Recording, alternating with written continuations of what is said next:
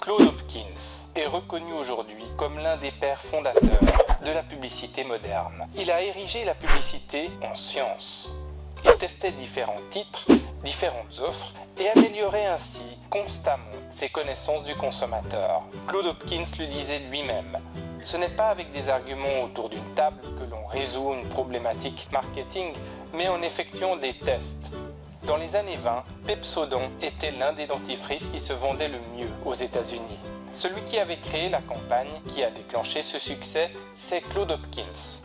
En lisant la théorie sur laquelle le produit Pepsodent était basé, il trouva une référence au film collant qui se forme sur les dents par la salive, les bactéries et leurs dérivés. Pour créer la proposition de valeur, il eut donc l'idée de prendre un l'angle de Pepsodent comme un créateur de beauté qui aide à lutter contre ce film dentaire que l'on nomme aujourd'hui plaque.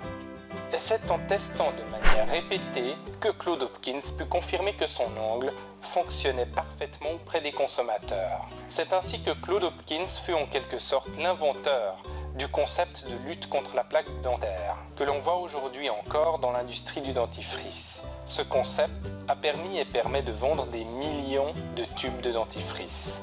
C'est Claude Hopkins qui a amené au marketing moderne la mesure et la comparaison des résultats. Il a érigé en priorité absolue le fait de savoir comment les consommateurs pensaient et prenaient leurs décisions d'achat. Il déclarait « Le publicitaire étudie le consommateur », il se met à la place de celui qui achète le produit. Son succès dépend de sa capacité à faire cela et d'exclure tout le reste. Claude Hopkins a beaucoup contribué à l'essor du marketing en testant. Il en a même rédigé un livre, Scientific Advertising.